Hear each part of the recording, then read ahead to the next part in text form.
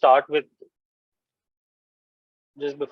with the topic of some statistics and myths surrounding suicide, a little bit about our organization. So Samaritans actually has been working in the space of mental health since 1968, but our phone helpline was established in 1993.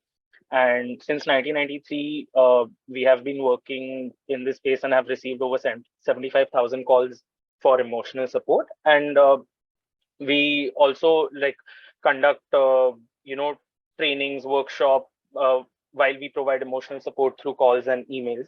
And the organization is entirely volunteer run, from on all levels. It's only volunteers working at Samaritans.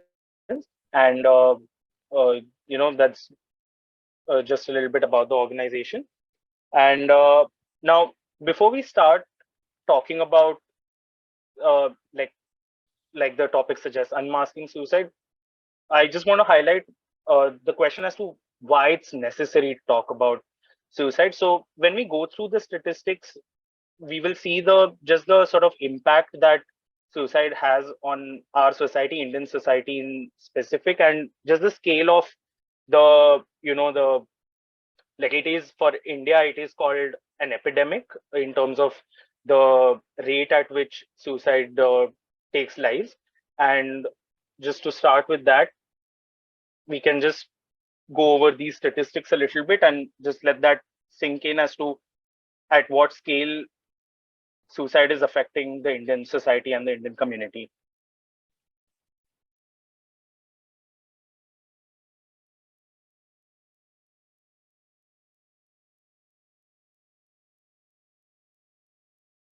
Now, so just from this, it's like we all sort of growing up in this country know that mental health is something that is not has historically not been something that has been discussed widely or in the most appropriate of manners. And uh, just talking about suicide, just sort of debunking some of the myths around it, understanding the problem before we even try to provide support to somebody that might have thoughts of suicide, or before we really try to deal with this problem. Just understanding the problem is really, really crucial. And sort of before we also understand what it is, we need to shed the wrong things that we may think we already know about it. So we need to sort of let go of some of the wrong beliefs or informations that we may have received throughout our lives around suicide. So that's what my talk is going to be based on.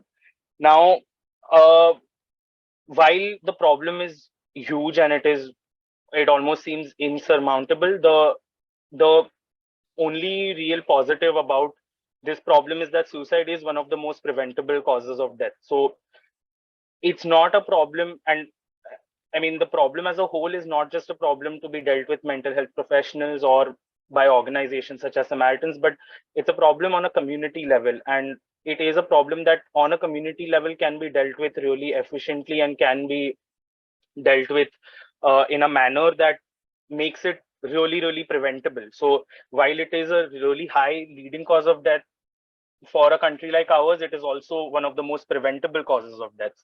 And obviously, before I even go over other statistics, it's very important to highlight that suicide reporting in India is hugely underreported, between 30 to 100%, as you guys can see. So take all the numbers with a little bit of grain of salt, that the numbers are higher than whatever reporting we have received for it. So to begin with that, our first statistic focuses on just sort of an age distinction between age and gender distinction between suicides. And something to note is that below 18 years, if we consider children or teenagers, the numbers are almost the same, and actually are higher for females. Like year on year numbers are higher for females. But very quickly, when we go to 18 to 30 or 30 to 45, these numbers starkly change. And this sort of very crucial to point out that these are successful suicides.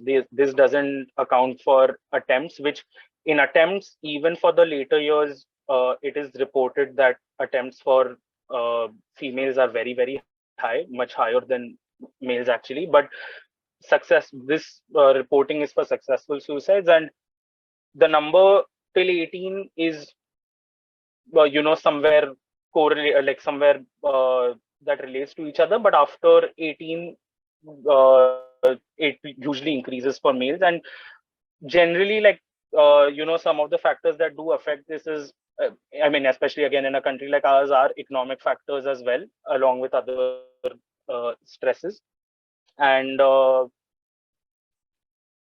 another thing that we found was also that the suicide rates in the cities, in the metro cities, is higher compared to all India rate. Now, again, this is something that does get affected by reporting. Maybe the reporting in cities is higher, but at the same time, it's also something that, especially during the pandemic, and because the data is all based off of the recent NCRB report capturing, I think, the last 10 years or so, and the data for cities is also based on just the sort of high level of isolation that city can cause. And in some of the nature of problems that were captured for this data, family problems, not relating to marriage related problems, so other family problems with parents, have been a really high contributing factor towards suicide, and marriage related problems and illness. So this is again something that is specific to the year 2021, and maybe the illness also does cover a significant portion of COVID related stress, or COVID related all the ancillary factors to that. And family problems again is something that, as a society, when it comes to dealing with mental health issues as a family, and the sort of internal family problems that we all, like, as a country, we may have gone through while staying at home, and people who were forced to stay in along with their families during lockdowns, have been a contributing factor in that. Another thing also to note is that suicide and education aren't necessarily correlated. Like, the important thing to highlight here is that 24% of the suicide victims were educated up to the matric level. So it's not that you can say that, oh, if somebody is educated, the chances of them dying by suicide are lower or anything like that. It's not necessarily a correlation, and it is the only thing that does affect this statistic is that when you talk about, say, people who are not well educated, they also are at higher risk of suicide, in the sense of, like, if you take a group of, say, laborers or daily wage workers, the recent NCRB report did highlight that, especially during the pandemic as well, the numbers for daily wage laborers and daily wage workers and laborers were pretty high when it comes to death by suicide. So that's the only place where education plays a role, because of the economic sort of stratas.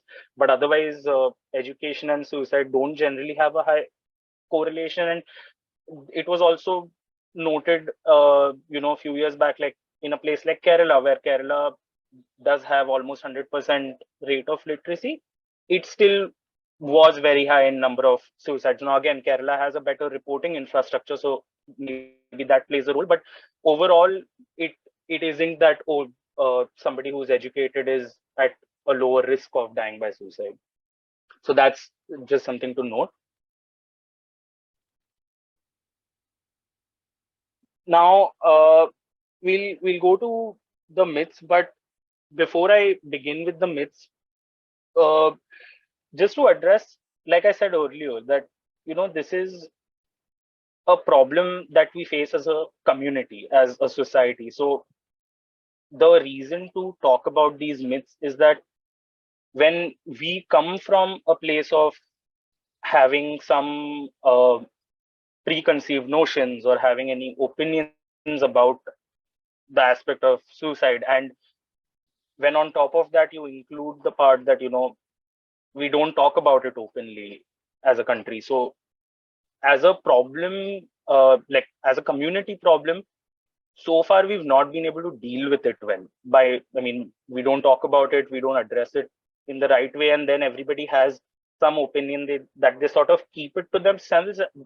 And the reason myths come up is because of, as a community we don't understand the problem as a whole. Like that's the reason for myths popping up, because myths come up when you try to explain something that has not been understood as a community. Like if as a whole we understand what's going on, then misinformation won't take root. Misinformation won't be the leading to sort of beliefs or opinions that lead to myths. So it's actually, and I mean, we all want easy explanation. So without talking about it, without uh, addressing it as a community, if we still want to explain a huge problem, and I mean, you all just saw statistics, and just something to wrap up those statistics. One another important statistic is also that in 2020,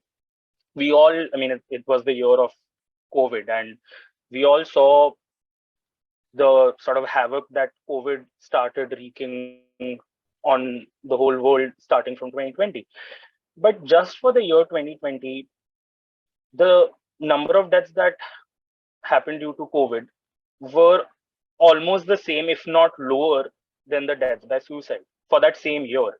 And we all we all know that in that 1 year, the amount of effort, the amount of conversation, the amount of reporting, the amount of understanding, the amount of entire like pandemonium that we all did for COVID. Like just think about how much we did for COVID in that 1 year, from talking about it to everything. And the same number of deaths, not just in 2020, but year on year, almost the same number. And if anything, deaths by suicide are more severely underreported than COVID as well. So, but even just by the reported numbers, for the same number of deaths, for the same year, suicide does not receive any conversation, except, of course, when there is a celebrity suicide and all that happens. But no meaningful conversation around suicide actually takes place, despite the statistic being just as bad as COVID. And COVID was just 2020, 2021, and 2022.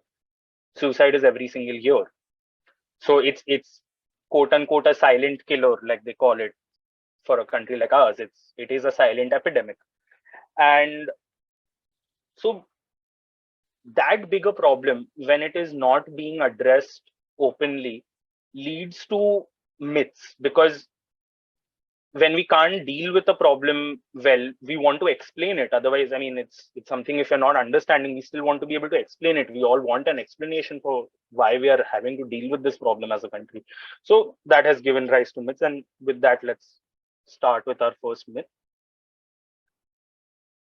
Now, this is something that is very common, that if you ask a person about suicide, if you ask a person about whether they are having thoughts of suicide, it will make them think about it. You will almost plant that thought into somebody's head and be responsible for that person having those thoughts. Now, this is a very, I mean, first, very bluntly, to address it in bluntly, not talking about it is clearly not working. Like, we need to understand that so far we've not spoken about it, and we don't talk about it in our personal lives very openly, and that clearly has not worked. So just by that, we should maybe try something different. But even leaving that aside, any research that has been done on this only suggests that talking about it leads to, on the contrary, would lead to people having less thoughts of suicide. Because it, like, again, for a second, let's think about being somebody who might be having these thoughts. When you talk about it openly and without judgments, you give that person the sort of acceptance that really helps, that open communication, that acceptance really helps in providing that safe space. And that's something that, like, I assume that, most people here, if not all that have gathered here, are interested in providing a safe space to somebody who might be undergoing thoughts of suicide. So that sort of open communication, that sort of safe space, that really does uh, go a long way in helping somebody deal with thoughts of suicide rather than not talking about it. Like, suppose if, like, over the course of today's talk, we will talk to you about maybe signs that somebody might display and all of that. And suppose you do see some signs in somebody that, they may be having thoughts of suicide, and you ignore them because you feel like, okay, no, I don't want to talk about that. What if they're not having those thoughts? And then what if, like, I make it worse for them? But that's actually not the way it works. On the contrary, suppose if you ask them, are you having thoughts of suicide? And they even say that, no, I don't think about it. And they're honestly telling you that they don't think about it. They will know that, okay, you're somebody who's open to listening to them. Even if it's not about suicide, you're somebody who's, not judging them for having any thoughts like that, and you are there for them to talk about other problems. So even if they don't have thoughts of suicide, they will still maybe feel comfortable in confiding in you and talking to you about those thoughts. So just having that sort of openness to discuss something that the other person may be going through goes a long way in, help, like, being there for somebody who's having these thoughts. And, like, it's not an idea. Like, suicide is not an idea ki, if you talk to somebody, suddenly it will take root in their brain and they'll start thinking about it. It's Everybody knows about it. It's something that starts becoming an option depending on a lot of other factors. So it's not an idea that you might introduce it to somebody who is not thinking about it. That's not really how it works. With that, let's move on to the other myth. Now this might be closer to home in particular, in the sense that we generally hear about it growing up, that, like, I don't know, at least I have heard this comment that, Arey, if that person was going to do it, they wouldn't have spoken to you about it. They would have just done it, And again, a lot of the myths that we will be covering today are things that we tell ourselves that are so counterproductive, because they stop you from actually being there for somebody. They stop you from actually being a part of the solution. And again, we're all here to be a part of the solution. Nobody is here to be a part of the problem. So these sort of myths really are a barrier in you actually being able to be there for somebody. Because if someone talks to you about it and your first thought is, oh, they're just seeking attention, they don't really want to do it, otherwise why would they talk about it? You have just ignored a person's cry for help. Again, and something that's really important here to also understand is that nobody wants to die by suicide. It's not pleasant. Nobody is wanting it. So it's anybody reaching that stage, if they do talk about it or try to talk about it with anybody close, they are looking for something that makes them not want to do it, or makes them not want to go through with it. So here it becomes really important that if somebody does approach you and does try to talk to you about it, it's taken in the right way, and it's not taken in a thing of, oh, like, they're trying to seek attention, because again, that is just counterproductive. And that can actually, like, them talking about it on their own can actually be a way that they are trying to seek help, and it's sort of an invitation for you to be there for them if you can be. So that's the role that you can play, versus completely ignoring it and just, saying that, okay, it's attention seeking.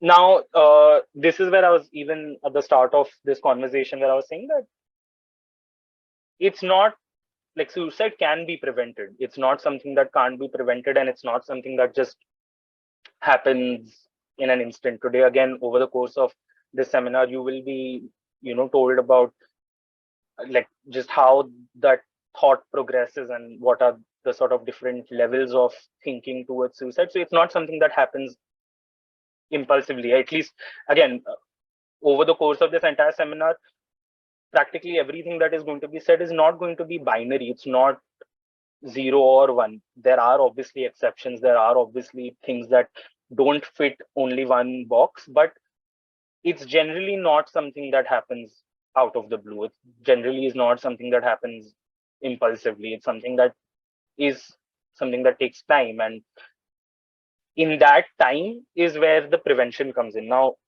here it's quite important to understand, what does prevention mean? Now, prevention does not mean stopping somebody physically.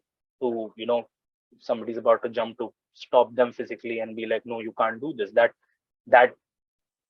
has, like, that is not associated with having any success rate, because then the person is just going to be like, okay, I'll do it when this person is not around. Like, I will just wait till this person is not around and do it. What prevention actually means here, and even if anybody has come across success stories of,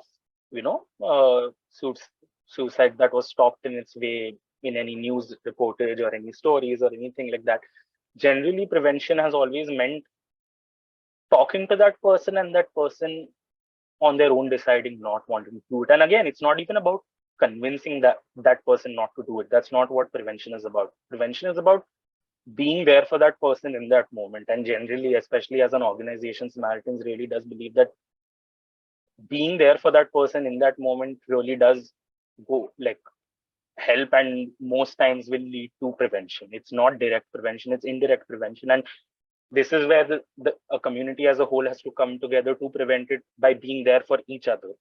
With the numbers that are this high, and with how many people actually have thoughts of suicide and suicidal ideation, prevention here means talking about it and being there for each other.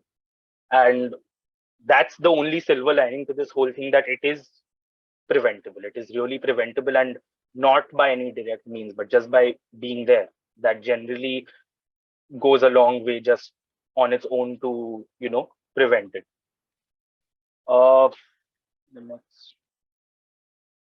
Yeah, again, this is something that I've heard quite a bit growing up, is people who take their own lives are selfish or cowards or weak. Again, this is, see, suicide is a problem, and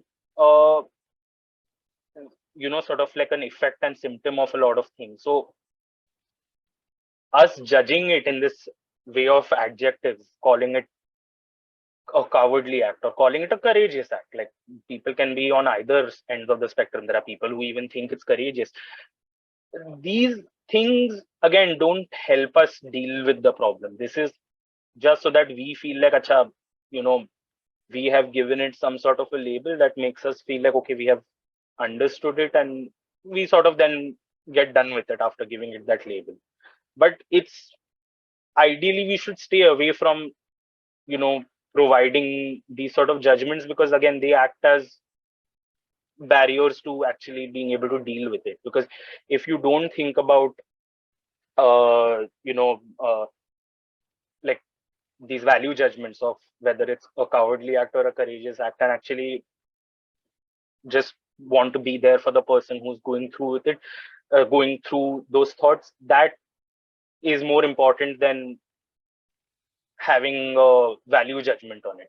And on the contrary, you might think, like, again, we can't always control our opinions in that sense. So even if you have one of these opinions, or you think something on a personal level, that should not be the reason you don't talk to the person who might be having these thoughts. Even if you think that, okay, it might be selfish, you can still talk to them and sort of not let that hinder you, and not let that be something that you judge that person for, and then don't discuss it with them. So that becomes really important. And just to sort of understand where this even comes from, is it's the urge to die by suicide is deeply coming from a place of pain. So, I mean, everybody, I'm guessing here, must be familiar with 9/11, the World Trade Center attack. And there were some images from that day where there were people who jumped out of World Trade Center just before the sort of buildings collapsed and things like that. So now, would a person standing outside see that person jumping and be like, "Oh, that is cowardly. Oh, that is courageous"? No, that doesn't have any meaning. They jumped out because in that moment, whatever pain they thought they might feel by staying there was so high that they thought jumping is a better option. So same way, suicide actually to somebody doing it is a better option than whatever they might be going through in their lives. The pain is so high that, and it's not so much uh like it's not a decision that is very you know clear. It's not based out of like, oh, this has to be better. It's just it's impulse. It's impulse in the sense of pain. Like you just feel like, okay, this pain is so high, I need to do something else and find a way out of this.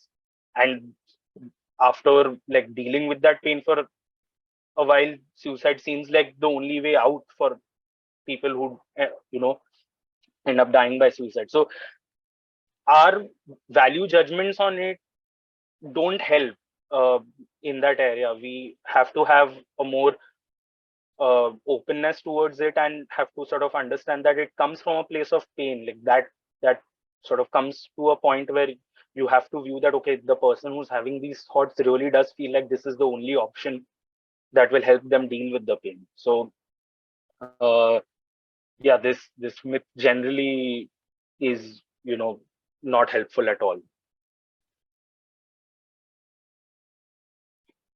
This, I think, maybe most of you might actually be aware just because of like the celebrity suicides that we see and things like that. That if even if somebody's life appears to have everything, and now with social media and Instagram and everything, we generally think that okay, everybody's lives are better than ours. So even if we feel like that, that is not an indication of anything. And this goes for mental health overall as well, where if you talk about uh, any mental health issues, depression, suicidal ideation, this isn't really an indication of anything. And people from all backgrounds and however successful they might seem can have these thoughts or have these distresses crop up in their lives. And some of the examples that you can even think of is like, one good example that comes to mind is Robin Williams, where again, so successful, so famous, but Robin Williams was dealing with a health ailment that he sort of knew that it was going to take him, and at the same time that it was going to be really painful. So for Robin Williams, that was a very literally a way out of dealing with a lot of future pain. uh, Similarly, like around the same time, I think Kate Spade and if anybody's aware, Anthony Bourdain, celebrity chef. So there are a lot of people who've had a lot of well documented mental health struggles, and like eventually have died by suicide. So it is, despite being really successful, and some really successful people have documented history of substance abuse or some other issues that they might have, and it doesn't really have anything to do with how successful they are. And so again, this is just to highlight that somebody being successful should not be a barrier to you being there for them. If you feel like, oh, they are successful, why are they thinking about dying? And because of that, you don't talk to them, again, doesn't help. Like, we might not be able to understand why they are thinking about suicide, but if we let that stop us from talking to them about it or being there for them, doesn't help, then like a successful person, seemingly successful person, also will die by suicide. Like that's the only outcome. So it's it should not be something that stops you from being able to talk to a person. uh Now this is a tricky one, in the sense that if you do, let's say, if you do ever talk to somebody who has expressed that they are having thoughts of suicide, you've spoken to them, and maybe at that time they seemed very sad, depressed. However, like when you spoke to them about it, they seemed really in a bad place, very visibly in a bad place. And you spoke to them, you were there for them, all of that. And a few days later, if you speak to them again and they seem better, like they seem better in the sense that they seem maybe more upbeat or they seem like just relieved, you might assume that, okay, this means that things are better. But especially if somebody has told you that, they want to die and they are thinking about what they can do or how they can do it or anything like that, then that relief may not necessarily be them recovering. It may just be them finally knowing what they want to do, like them finally, because it's, again, like I said, it's not a thing that happens in a moment. That decision to die by suicide is not something that happens instantly. So if you know that somebody has been struggling with it for a long time, with that thought, and you suddenly see them relieved, still do check up, like still do ask them about it, despite feeling like, oh, they might. And this ties up into the earlier thing where you feel like, oh, like they seem better today, should I just avoid asking them about it? What if I sort of make them feel negative again? No, that person has thought about suicide probably every day for a long time. So asking them about it, even if they are better, actually better, is not going to suddenly push them back, is not going to make them feel bad. On the contrary, if they are pretending to be happier, they know that, okay, they don't need to pretend in front of you. So asking, even if you feel like they're recovering, is never a bad idea, because that recovery may just be them actually deciding for a fact that, okay, now I know I will do it, now I know how I'm going to do it, now I know when I'm going to do it. So once you have decided these things, you are relieved. You're not constantly thinking in your head, constantly conflicted about it. So again, general, all these myths generally are around a few things, which is judgment, assumptions. These things are the things that will generally stop you from talking to somebody about it or asking somebody about it. So uh, this is just to say that don't take somebody being relieved after a bad phase as necessarily a positive sign. It may be, but either way, you can still ask them about their thoughts of suicide if they've shared with you before that, they had them. It's a much better thing to do.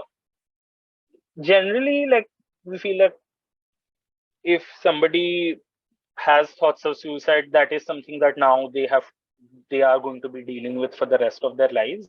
But it's not that. It's like any other medical or health issue that you can say is that crisis moment only lasts for a couple of days. So if that crisis moment is averted, which with most health ailments, if your crisis moment is averted, then you're mostly, you know likely that you won't be affected by it. So similarly with suicide, if you that crisis moment can be averted, it is very likely that you won't die by suicide. And this also ties in with attempted suicides, where if somebody has attempted, there is a 75% chance that they won't do it again. If they've survived that attempt, there is a 75% chance that they won't do it again. But on the flip side, there is a 25% chance that now they know it better. Now they've already gone very close to it. So there is a 25% chance of them definitely dying by suicide the next time they do it. So it's again, like I said, no binaries here. There's no one set rule. But for 75% of the people, if you can avert the first crisis, that generally means that they will not die by suicide. And it's not that if somebody is in that stage of being high risk for suicide, that the stage will continue for very long. That's not the case. And of course, because suicide is affected by so many other factors surrounding it, it may not completely go away till all the other factors are addressed. But just being emotionally supported and providing that safe space and averting that crisis can, play a huge role in them not dying by it. Even if they continue to have thoughts later or anything like that, it those are also something that can be dealt with separately. But it's not something that you have to feel that, oh, it's a complete lost cause. It's not a lost cause. A person having thoughts of suicide if you provide the right sort of environment and support, those thoughts can also go away. It is completely you know preventable in that sense.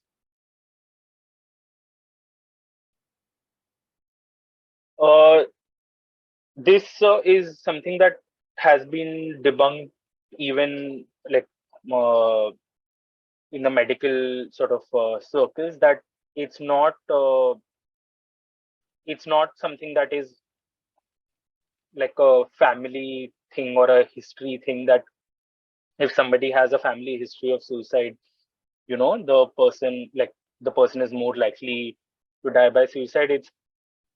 It plays a role only because if you do lose somebody close to you, be it a family member or anybody else, if you do lose somebody to suicide, it has a devastating impact on your own mental health. That is where suicide of a loved one or a close one really does play a role.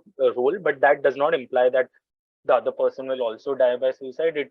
It's a whole host of factors. So if the factors can be addressed, if the family environment can be addressed, if the emotional environment can be addressed, then there is no reason to think that because somebody's family member died by suicide, that the person is at a higher risk of suicide just because of that. Like the risk of suicide is not associated with uh, the sort of family history, more so the family environment. So if one person has died by suicide in the family because of the environment, that environment also may affect the other person. So it's an indirect thing rather than a direct thing. And okay, so now just a couple of myths around self harm as well. uh, this, like, again, this sort of also little bit relates to that attention seeking myth, that, oh, if you're harming yourself, you won't actually do something, like suicide to yourself. You're just trying to harm yourself for maybe attention or something like that. But that's not true. Like, research generally points towards the fact that, like, if you do self harm, that does increase risk of suicide. And the reason that increases risk of suicide is mainly got to do with uh you know you having a higher threshold for pain. So like if you are somebody who uh, does self harm, then you just have a higher threshold for pain over time as you keep doing it to sort of harm yourself, and that can eventually lead to suicide as well. So if anything, it poses a higher risk. And and self harm, again, like, generally we associate it only with maybe uh, a few of the methods, like maybe cutting or something like that. But self harm can be as innocuous as you know peeling your skin, or just scratching your skin with your nails, pinching yourself. There are it's a lot. There are a lot of ways, and it can all be related to, again, just that sort of pain threshold. And when that increases, that does risk increase of suicide. So yeah, so just continuing from where I left, it's not, I mean, again, self harm for some, if not most people, might lead to an image of a younger person, a younger individual using that as a method. And again, if that judgment comes in of, oh, maybe the younger person is trying to seek attention, that generally might be the sort of image that crops in when we talk about self harm. But it's not something that young people do to seem cool. That's not really at all what self harm is. And it's a coping mechanism, and it's used by people across age brackets and across demographics. Like, it's not uncommon. It is just a coping mechanism. And, like, of course, by definition, it's a coping mechanism that is harmful. But self harm can also tie in with substance abuse. Self harm can, in terms of just coping with all the pain and coping with the emotional distress. So it's it's not something that a person does it only for a certain duration during a certain age. It's a coping mechanism, and until the pain or the distress goes away, or it is replaced by different coping mechanisms, it's not going to suddenly go away. So that is something that, like, if we all need to be aware of, that if we do encounter somebody with self harm, that's just their way of dealing with the pain. They don't know how else to deal with the pain. So you have to approach it from that point of view rather than judging it or dismissing it because you feel that it might go away eventually. It's just a phase and it's just an attention seeking thing or things like that. This is also something that some people think where they sort of and I think maybe this is more common abroad than in India. I'm not sure, but this is something that people think when it comes to self harm, that self harm and sexual abuse are directly linked or have any correlation. But like I just said, that it's not, like self harm is not particular to anything. It's particular to only being a coping mechanism for your distress or any emotional issues that you might be feeling. So it could be due to any sort of physical, sexual, emotional abuse, any of these things, and it has no direct nexus with sexual abuse or anything like that.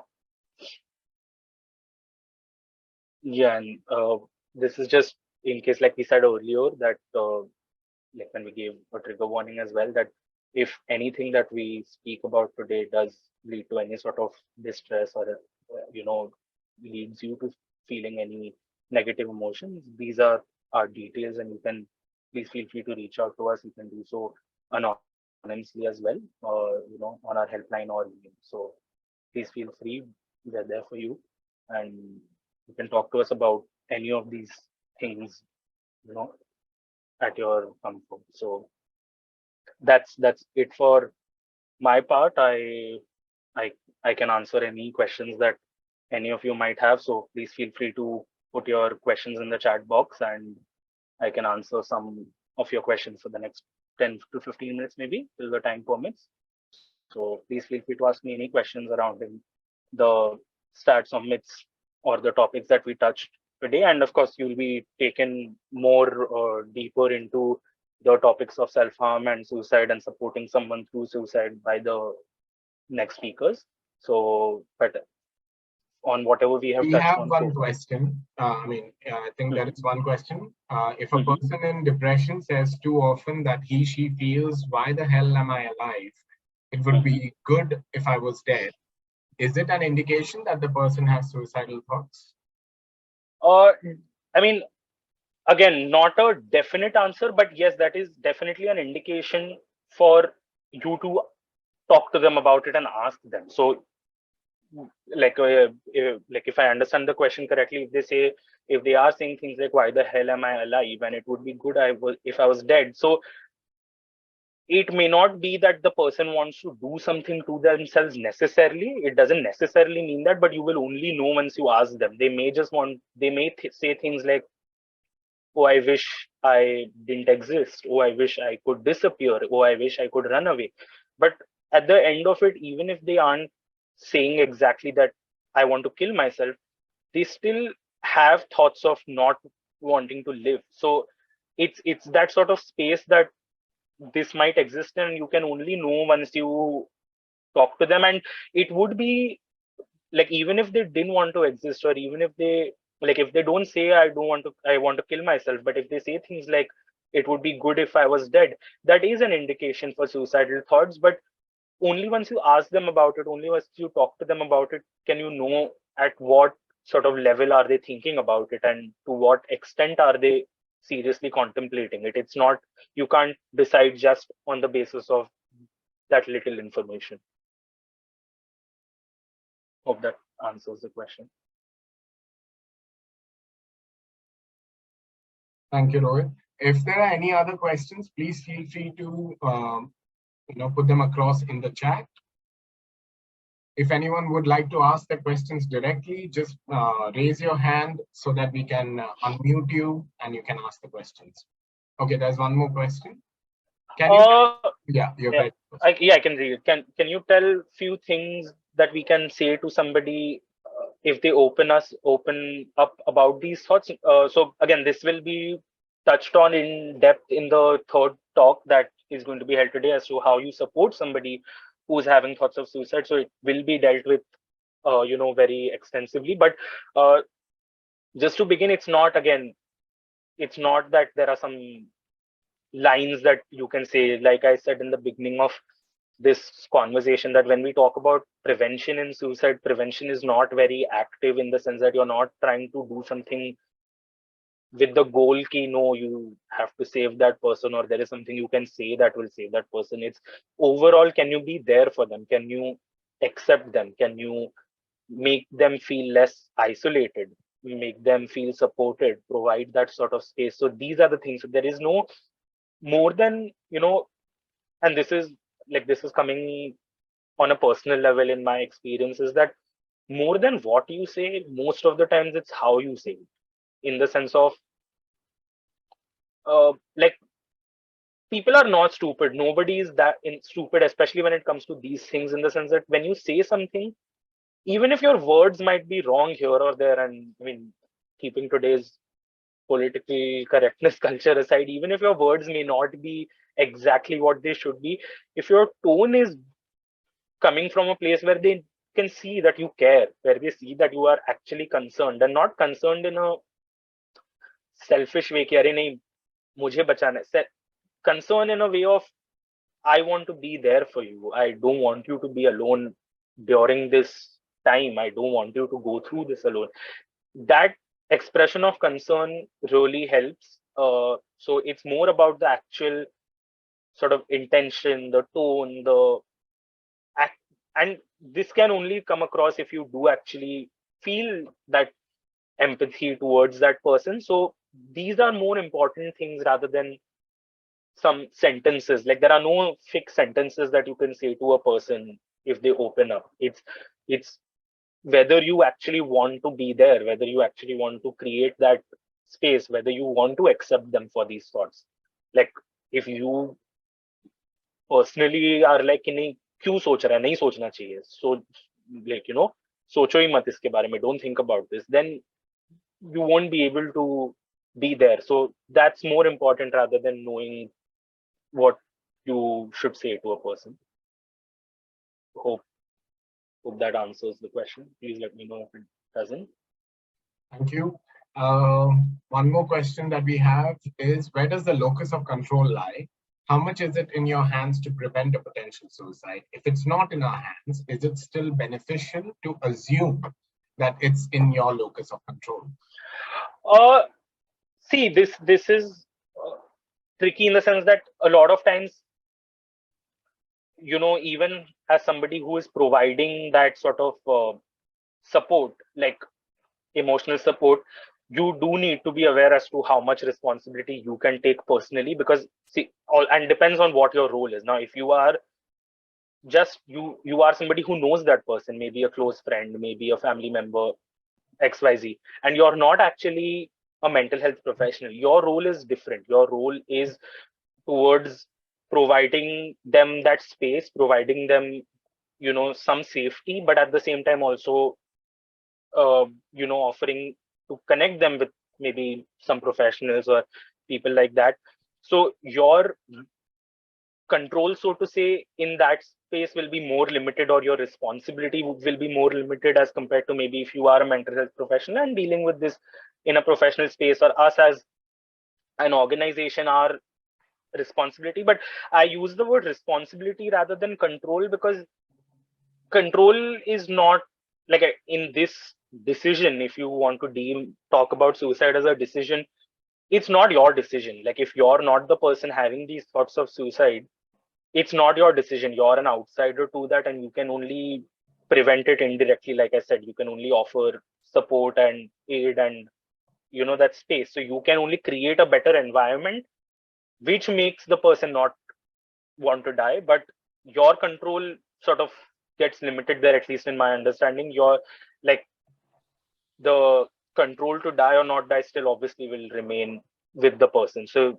in aspect of control, I would say it's there, but uh, responsibility is actually, to me, a better way of dealing with this conversation as to what is your responsibility. So even while providing support, you need to know what your responsibility is and not take more than what you are maybe qualified for, I guess. Like, or because your mental health is also important. You also need to take care of yourself if you are providing this support to anybody, and at the same time you need to know to what extent you can do it, because that also leads to a lot of stress or guilt or anything like that. So you need to know where your responsibility lies and which area can you help in. And I think this will also be covered later on in the talk on providing support as to what your role can be.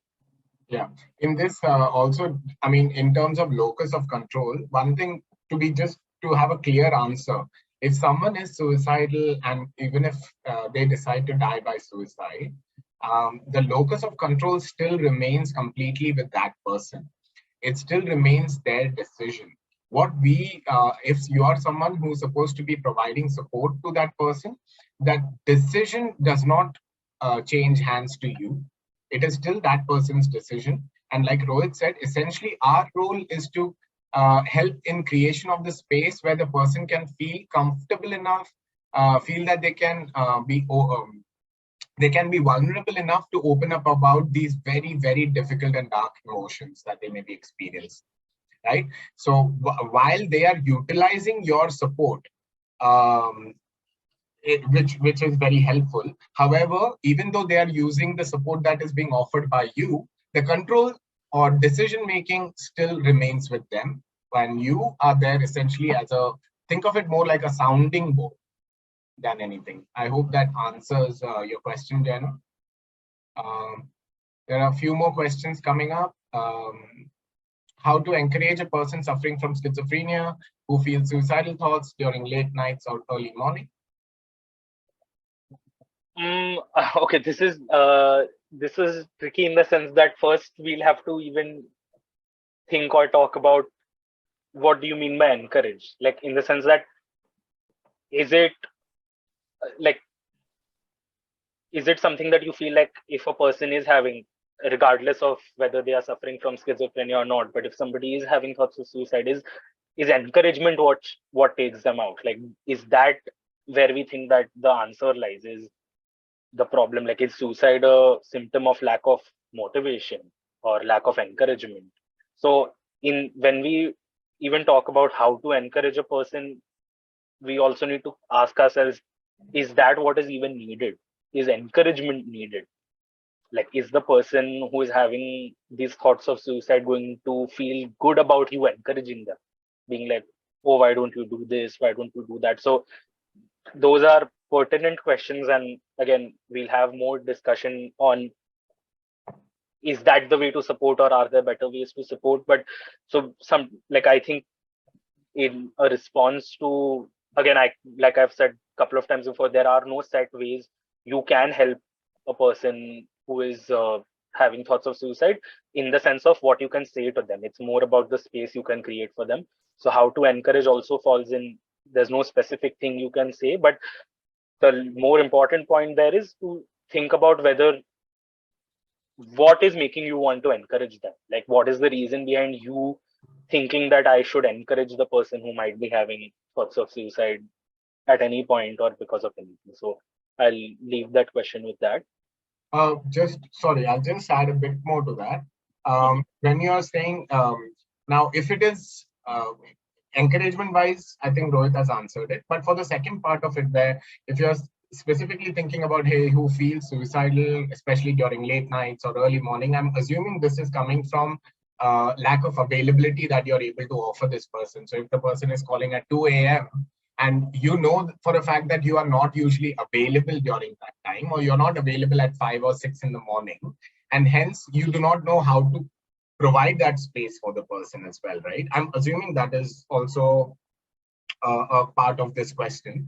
So to answer that, one of the best things you can try to do is don't just become the only person who's there for someone who is suicidal. Now, what do I mean by that?